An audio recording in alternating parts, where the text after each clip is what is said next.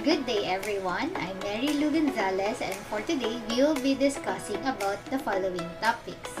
The first one is pure theory, the second one is the theory of public choice, and the third one is government accounting. Let's start with the pure theory.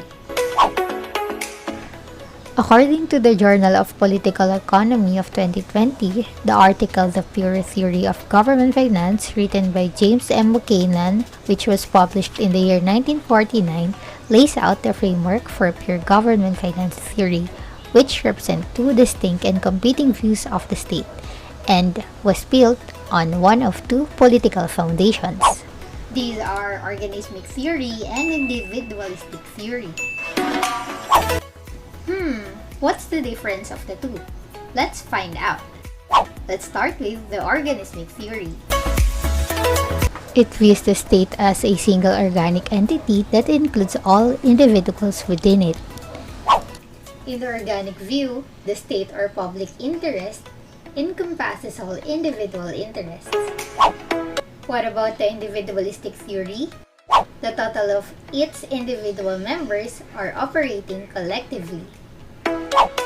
The organismic theory is usually applied to public expenditures, while for individualistic theory, the person and the state are essentially opposed forces.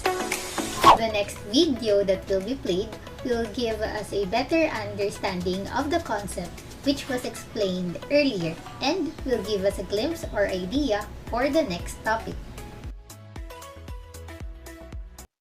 It's quite common to hear people say things like, the government did this, or it's in the public interest to do that, or what the country needs is this, or the voters chose that. But one of Buchanan's most powerful insights, for which he was awarded the Nobel Prize, was that such phrases, no matter how commonplace, don't actually explain anything. Buchanan understood that choices are only made and actions are only performed by individuals. The country, or the voters, or the people, have no thoughts, or interests, or needs, or wants. Rather, only the individuals who live in the country do, and their interests are not identical. Buchanan explained that if we're going to accurately understand political processes and outcomes, we must understand how the prevailing incentives and constraints affect the choices and actions of individuals. For example, let's imagine you wake up one day and a newspaper headline exclaims, "The government has approved a new program that's in the country's interest, just as voters wanted." On the face of it, this headline tells us that voters collectively elected this government, which then, collectively, passed a new law that the country collectively wanted. Explaining this political outcome of a new program is much more difficult. First, the voters didn't choose anything as a group. Each individual citizen, acting on his and her own incentives and self-interest, made a decision. The aggregate of all those individual citizens' decisions resulted in a party being elected to form government. Then, all of the individuals who work for government, again each also guided by his and her own self-interest and responding to his and her individual incentives, drafted legislation and regulations for the program for the politicians to consider. And finally, the government itself is really just individual politicians who form the cabinet and fill the legislature, and they, too, are guided by their own individual self-interests and incentives to decide whether to support the new program or not. So Buchanan's insight is that to truly understand this new program, we need to first understand what motivated the individual voters to vote a certain way, and what motivated the individual government workers to design the program the way they did, and what motivated the individual politicians to support the new program. For Buchanan, to properly explain decisions made collectively, particularly in politics, we must understand the individual people involved and the incentives and constraints they face. A very informative video, isn't it? But for now, let's focus on individualistic theory. I'll have my groupmate Miss Rochelle to further discuss to us what organismic theory is later.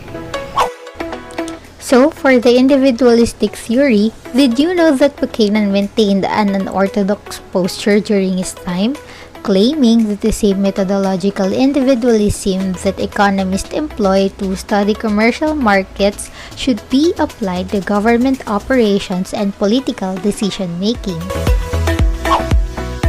Next is people are people. They do not fundamentally alter whether they move from the private to the public sector or vice versa. says that individuals participate in an exchange with one another, with each participant striving to better for his or her personal or family's well-being.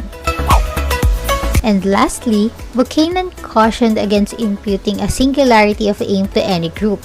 He said that you as a person have preferences that you make an effort to meet. To sum up, almost all of Buchanan's life work was committed to replacing the organismic approach with individualistic approach. It is a way of doing economics and political science that stresses that only individuals make decisions and feel costs and rewards.